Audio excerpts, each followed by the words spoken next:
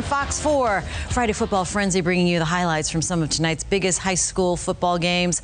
And we're going to just start right off. Yeah, that was awesome. Right now. Good evening, guys. I'm Jared Adkins and Jane Monreal. We're going to get started right here. Ida Baker at Bonita Springs. Ooh. That's our game of the week. It's the biggest game for the school. You know, last week we brought you a centennial celebration as Fort Myers kicked off their 100th season of football.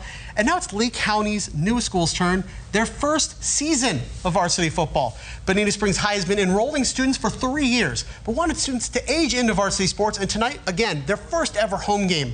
That age in means the team has no seniors and none of that veteran leadership to lean on. But we spoke with Bull Sharks head coach Rich Dombrowski. Is he prepared for the season? He says the lack of seniors, it's not a problem for him.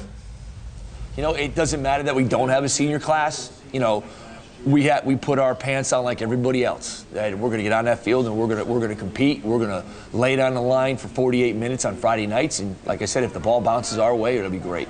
All right, that's the Bull Sharks' goal. Be competitive and overall grow as a team. Their opponent, the Ida Baker Bulldogs, are looking for success. And they haven't had a winning record since 2013, so it's been a while. They even went 1-9 last year. They've already matched that win total thanks in part to new coach Chuck Fawcett. He has NFL playing experience and has coached at all levels of the sport. All right, he's even won state championships in Illinois and Texas. Yeah. Now, Coach Fawcett says these kids have the chance to be that good. They're great. When I first came here, I told them about the team at Bishop Lynch. I told them when I walked in the room and I said we're going to win the state championship, and they thought I was out of my mind. And you know, at the end of the year, they were holding that trophy, and I told them those kids are no different than the kids that are in this room. I want to win every game we play, and I'm not ashamed to say it. I don't mean to be to act like we're bold, but if you can't believe it or dream it, you're not going to be able to do it. Coach Fawcett may seem cocky, but his team has to love that confidence. If I were playing under him, no, I would. But could they back it up against the upstart Bullfrogs? The band rock of Bonita's fans sure hope not. Baker with the ball first. Eric Swanson throws a flat route to Peyton Casabo. He makes one defender miss, but eventually gets stopped near midfield.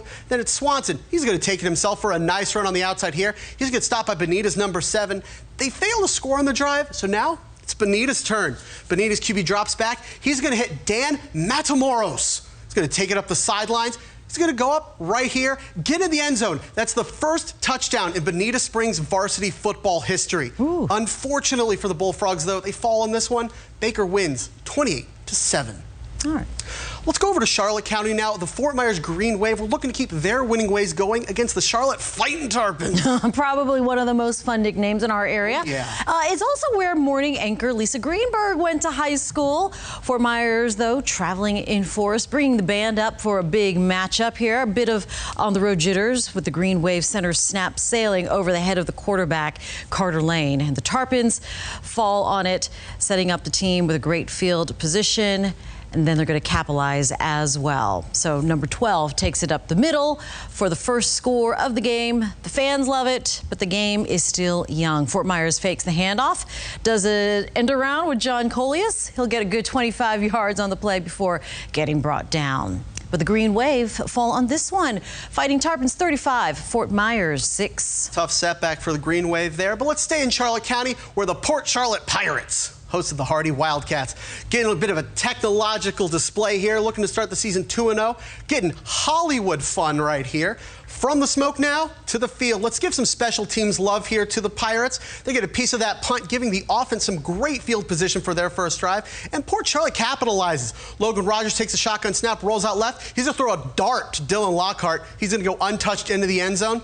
Oh, man, this game, so many aerial highlights. The fans loving it. Rogers right here, he's going to roll the other way this time, and he just makes it look easy. That's like an NFL throw right there. Throwing it on the run, like 30 yards down the field. To Lockhart overall, an 85-yard touchdown. In the end, it was close, though. Port Charlotte wins this one 21-14.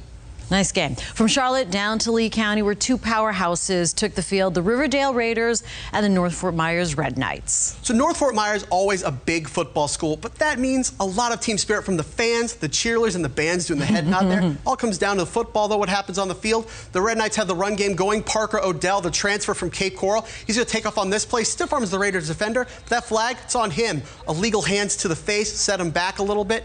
They're not going to be able to capitalize in this game. Defensive slugfest. no one getting much of anything, nothing really going back and forth. Again, strong defensive game, and again, squeaker right here at the end. The Red Knights win this one 9-6. Staying in Lee County, the Island Coast Gators looking to bounce back after an upset loss last week, facing the Mariner Tritons in white. Mariner matriculating the ball down the field here, using short passes and runs to push that Gator defense. The deep game, though, not working so well for the Tritons. You see here, they tried for the deep lob. Could have been a touchdown, just a little bit overthrown. But now it's Island Coast's turn. Keon Anderson, he's going to cut in on the inside zone. He's going to cut it back out. And he's going to get a first down for the Gators here. The Gators end up winning this one 27-20.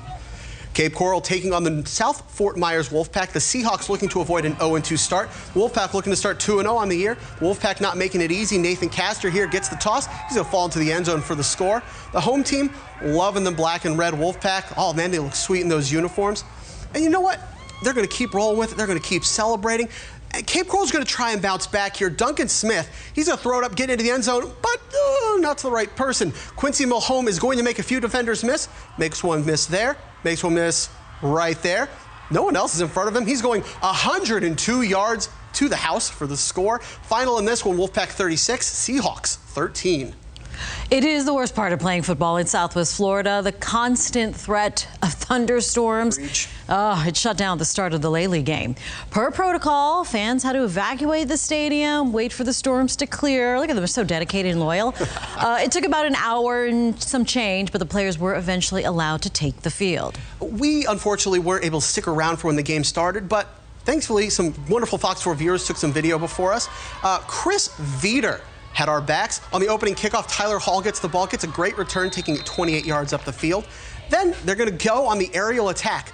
They go play action right here. They complete a 29-yard rocket to Chris's son, Carson Veeder. Congrats, man. Great catch. The Sharks are right now down in this one, but it is a close game. This touchdown from number 14 to number 5 narrowed the deficit from 20 to 11. The two-point conversion was no good.